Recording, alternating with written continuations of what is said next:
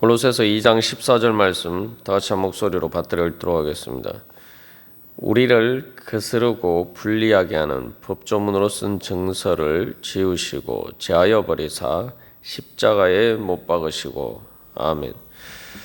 그리고 이 14절 말씀을 통해서 하나님께서 예수 그리스도를 통해서 우리의 죄 문제를 어떻게 처리해 주셨는지 살펴보고 있습니다.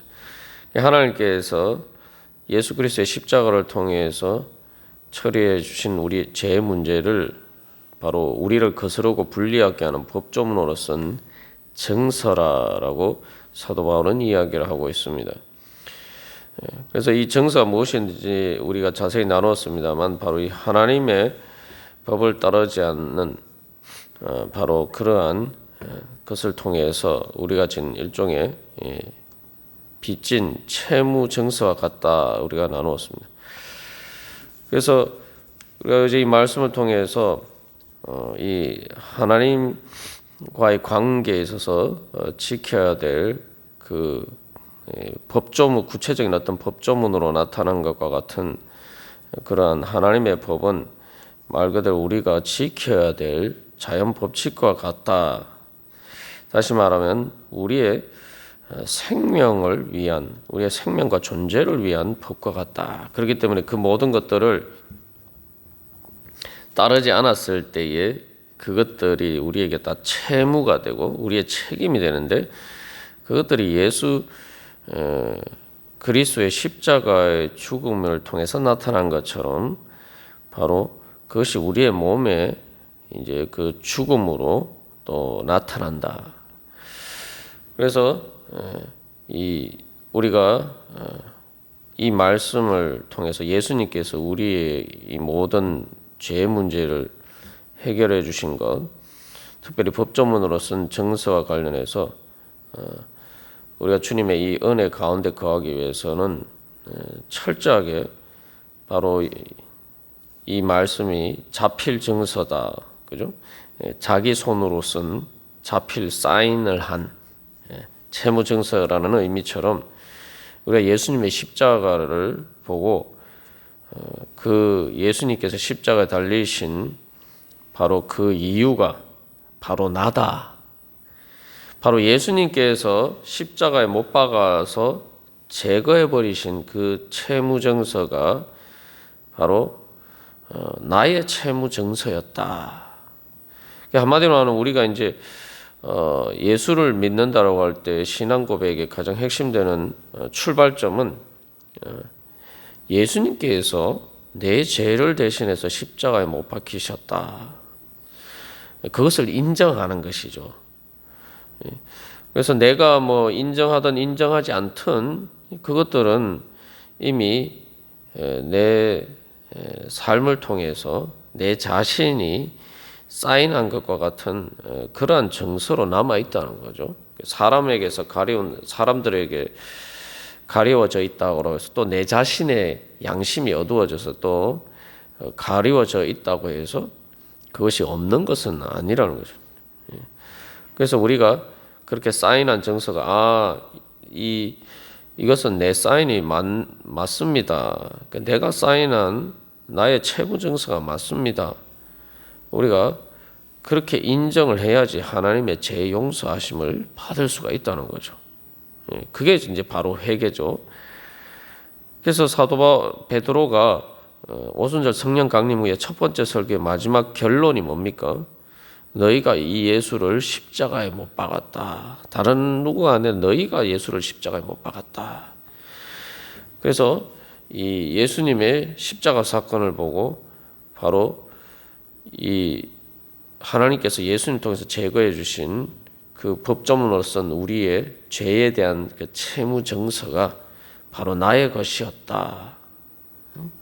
그래서 그 책임을 예수님이 대신 지셨다. 그 빚을 내가 갚아야 되는데 예수님께서 대신 십자가에 죽으심으로 갚으셨다. 먼저 이것을 인정할 때에 바로 하나님께서 그 모든 것들을 지우시고 제거해 버리신 우리의 모든 죄에 빚진 채무를 다 탕감해 주시는 그 은혜를 얻을 수가 있습니다. 그래서 이건 뭐 조금만 생각해보면 상식적으로 생각해봐도 당연한 일이죠. 누가 우리의 채무를 면제해 주라는데 이 채무증서에 여기에 누구 이름이 사인이 되어 있는데 이 채무증서가 누구 것입니까? 내가 이 채무증서를 탕감해 주려고 하는데 누구 것입니까? 했을 때 그건 내 것입니다. 이렇게 얘기를 해야지 그 탕감해 준 게 나에게 효력이 발생하는 거죠. 그렇게 우리가 이제 주님 앞에 그것을 철저하게 인정하고 또 회개하면서 나가야 되고 또 이 말씀을 통해서 우리 자신이 이게 또 적용해야 될 또 한 가지 중요한 점은 그렇기 때문에 우리가 이제 하나님을 말 그대로 경외하는 자리에 서 있어야 됩니다. 내가 하나님을 경외한다는 것은 다시 말하면은 내가 하나님의 법을 따르지 않았을 때에 그것은 그냥 뭐 지켜도 되고 안 지켜도 되고 그냥 편의상 그렇게 주어진 것이 아니라 내가 하나님의 법을 따르지 않으면은 내가 죽게 된다. 내가 존재할 수가 없다. 이러한 것을 깨달아 알고 내가 하나님의 법에서 이탈할까봐 하나님 그것을 두려워하는 마음이 있어야 됩니다. 이것은 이제 보통의 어떤 부정적인 두려움이 아니라 내가 그 하나님을 벗어나면은 내가 이 하나님의 보호하심을 받지 못하고 결국 내가 죽게 된다. 그러한 두려움이죠. 이게 이제 아주 어린아이들이 이제 엄마에게서 떨어지지 않으려고 하는 바로 그러한 심리와 비슷한 거죠. 그러니까 우리가 하나님 아버지에 대해서 그런 마음이 있어야 돼요. 그렇게 두려워하고 경외하는 마음이 있어야 됩니다.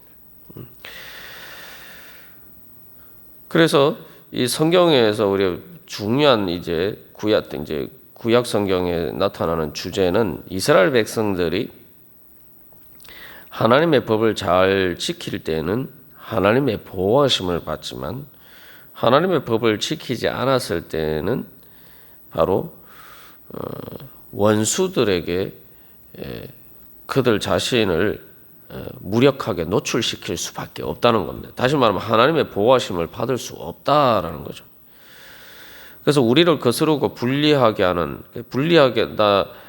한다라는 말이 그래서 이제 원수라는 말이 이제 라는 의미와 같다. 그래서 구약에서 원수라고 이렇게 보통 번역된 말이 여기 불리하게 한다는 말과 같은 단어로 이제 번역이 되었다는 거죠. 그래서 이 하나님의 법조문이 원수가 되었다는 게 아니라 하나님의 법을 우리가 거부하고 앞에서 13절에서 범죄와 관련해서 나눈 것처럼 하나님을에 대해서 반역했을 때에 바로 하나님의 법이 이제 나에게는 불리하게 작용하고 하나님과 내가 원수가 되는 거죠. 그래서 구원에 대해서 이야기를 할 때에 이 골로새서 1장 20절 21절에서 바로 이 화목하게 하신다, 화해하게 하신다라고 이야기하고 우리의 예전의 상태를 악한 행실로 멀리 떠나 마음으로 원수가 되었다라고 이야기하죠. 그러니까 내가 하나님과 원수가 되면은 단순히 하나님과 원수 되는 데서 그치는 것이 아니라 모든 것이 다 나에게 적이 된단 말이죠. 그래서 아담과 하와가 타락했을 때에 어떻게 됩니까? 바로 땅이 이제는 가시덤불과 엉겅퀴를 낸다. 생명나무를 내는 것이 아니라 가시덤불과 엉겅퀴를 내서 이제 그것들이 이제 사람을 찌르죠. 이제 땅이 쉽게 말하면 사람과 원수가 된 거예요. 사람의 적이 된 거예요. 그리고 이제는 사람과 사람들끼리도 적이 되고, 그리고 또한 하나님의 보호하심을 받지 못하기 때문에 그래서 모든 죄로 인해서 사람들끼리 서로 원수가 되는 그런 일들이 이제 발생하게 되죠.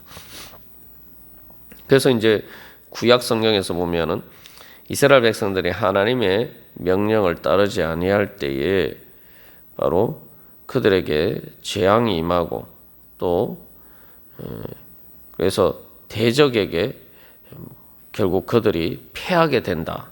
그렇게 이야기하고 있습니다.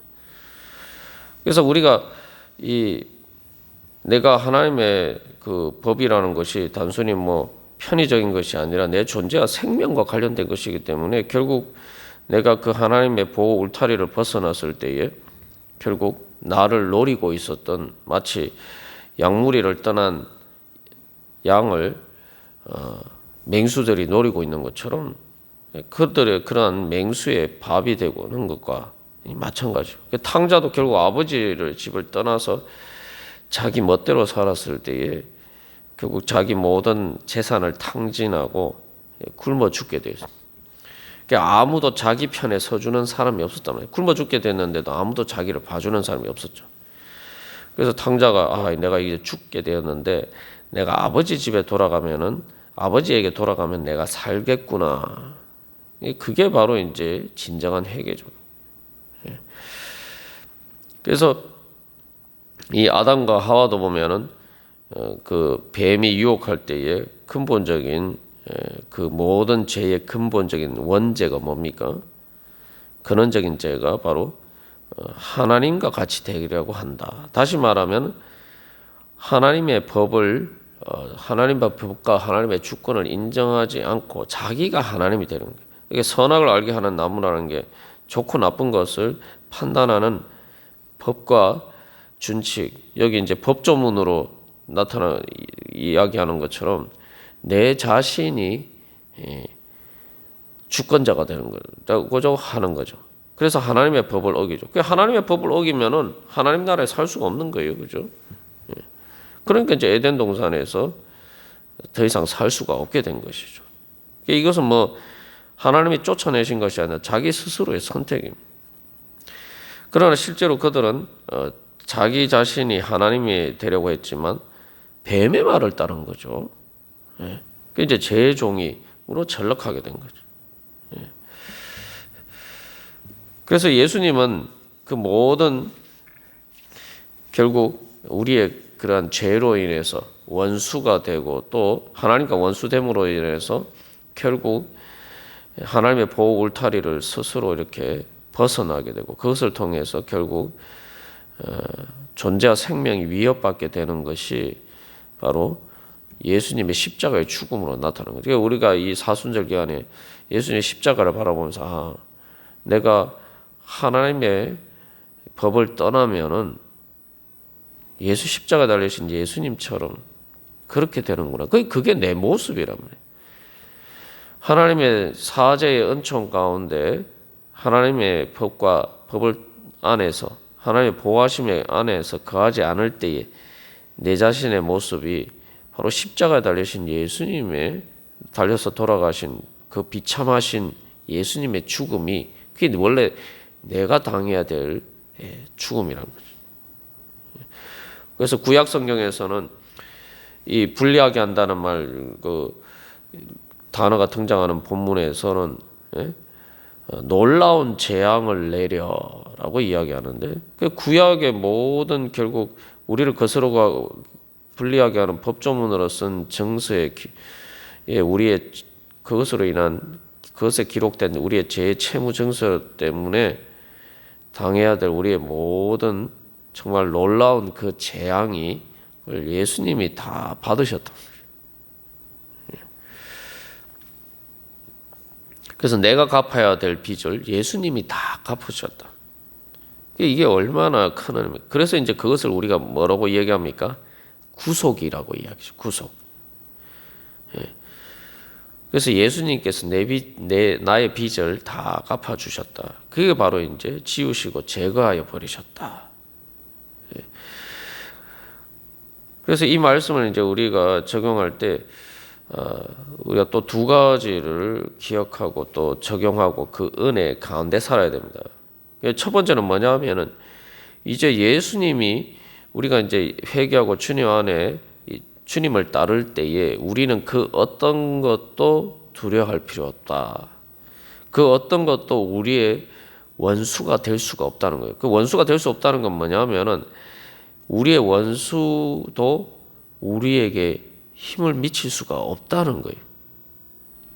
그 14절 말씀과 이제 반대가 되는 거죠. 우리를 거스르고 분리하는 법조문이 이제 내가 예수님을 회개하고 예수님을 믿고 예수님 안에 거하면, 그 예수님의 법 안에 거하면, 이제 그것을 구약 성경에서는 이제 하나님의 법이 우리 마음판에 새겨졌다, 우리의 마음에 새겨졌다고 이야기하죠. 이게 이제 바로 요 우리를 거스르고 분리하게 하는 법조문으로 쓴 정서와 반대되는 것이 이제는 이 하나님의 법이 우리 마음에 새겨져서, 그러니까 우리를 거스르고 분리하게 하는 법조문이 된 것은 우리가 법을 지키지 않기 때문이죠. 그러나 이제 하나님의 법이 내 마음에 기록되어서 내가 하나님의 법과 내 마음이 서로 반대가 되는 게 아니라 내가 하나님의 법을 사랑하고, 시편에서 늘 다윗이 찬양한 것처럼 내가 주님의 법을 사랑합니다, 주님의 규례를 사랑합니다, 뭐 이런 찬양들처럼 나를 살려주시는 13절에서 이야기하는 하나님이 그와 함께 살리시고, 또 12절에서도 그 안에서 함께 이르시고 나를 살려주시는 하나님의 법이기 때문에 그 내 생명이 거기에 있으니 나를 살려주시는 하나님의 그 법을 사랑하는 마음으로 내가 따르게 되죠. 그래서 이제 우리를 거스르고 분리하게 하는 법조문으로 뿐이 아니라 내 마음의 생명의 성령의 법을 따르게 되죠. 그죠? 그래서 이 법조문으로 쓴 정서라는 것, 법이 나에게 내가 법을 어겨서 적용되는 정서인데, 이제는 우리는 하나님의 법을 사랑하고 그 법을 즐거운 마음으로 따르기 때문에 이제 그것을, 그 법이 나에게 적용하게 하시는 성령의 인도하심을 따라 생각할 때에 그게 바로 생명의 성령의 법이 되는 거죠. 그래서 이 말씀을 우리에게 적용할 때 내가 오늘도 어떻게 하면은 내가 주님의 법을 따를 수가 있을까? 주님의 법이라는 것이 뭐 딱딱한 율법적인 의미가 아니라 주님께서 나를 사랑하시기 때문에 나에게 은혜 베풀어 주시기 위해서 어떤 길로 인도하시는가? 그 성령님을 통해서 바로 하나님의 말씀이 나에게 이제 적용되는, 그 적용을 따라서 성령 인도하심을 따라서 행하면은 그게 우리를 거스르게 분리하게 하는 법조문 대신에 이제는 우리를 생명의 길로 인도하는, 말 그대로 생명나무가 되는 거죠. 이제 우리가 그 말씀을 가지고 또한 그렇게 생명의 성령의 법을 따라서 살아가는 삶을 소망하면서 이제 나가야 됩니다. 그게 바로 이 14절에 예수님을 통해서 우리에게 베풀어 주신 은혜를 가운데 살아가는 이제 삶이 되겠죠. 그래서 이제 내가 하나님의 그러한 주권 안에 있으면은 그 어떤 원수도 나를 해할 수가 없다. 그래서 오늘 우리가 찬양한 것처럼 주 사랑 안에 살면 두려움이 없다. 그죠? 그래서 이제 하나님의 법이 바로 사랑의 법이는 거야. 나를 사랑하시기 때문에 말씀하시는 것이고, 그렇기 때문에 내가 그 법을 사랑하면서 주님의 사랑 안에 살면은 어떤 것도 두려워할 필요 없다. 이게 이제 구약에서도 이제 끊임없는 등장하는, 계속 반복되는 이제 주제죠. 그래서 주님의 보호하심 때문에 주님의 법을 따를 때에 바로 하나님께서 지켜주시고 하나님께서 보호해 주시고, 그렇기 때문에 어떤 원수도 두려워할 필요 없고 어떤 모든 죄와 사망의 권세와 싸워 이길 수 있는 능력이 이제 우리에게 주어지는 겁니다. 그래서 이제 우리를 거스르고 분리하게 하는 것이 아니라 우리를 하여금 승리하게 하는 바로 그러한 은혜와 능력 안에 거하게 되는 것이죠. 그래서 뭐 히스기야 왕도 그 아수르의 침입 앞에서 그가 믿음으로 하나님의 법을 따랐기 때문에 승리할 수 있었고, 원수가 더 이상 나에게 아무런 힘을 미치지 못하고, 뭐 다윗도 보면은 그저 골리앗을 무찌르는 장면이나 이 모든 것들이 사실은 이제 바로 그러한 삶의 궤적들을 보여주죠. 우리가 오늘도 이 사순절 기간에 예수님의 십자가를 바라보면서 바로 주님의 그 은혜 안에 우리가 살아가기를 간절히 소망합니다. 다 같이 기도드리시겠습니다.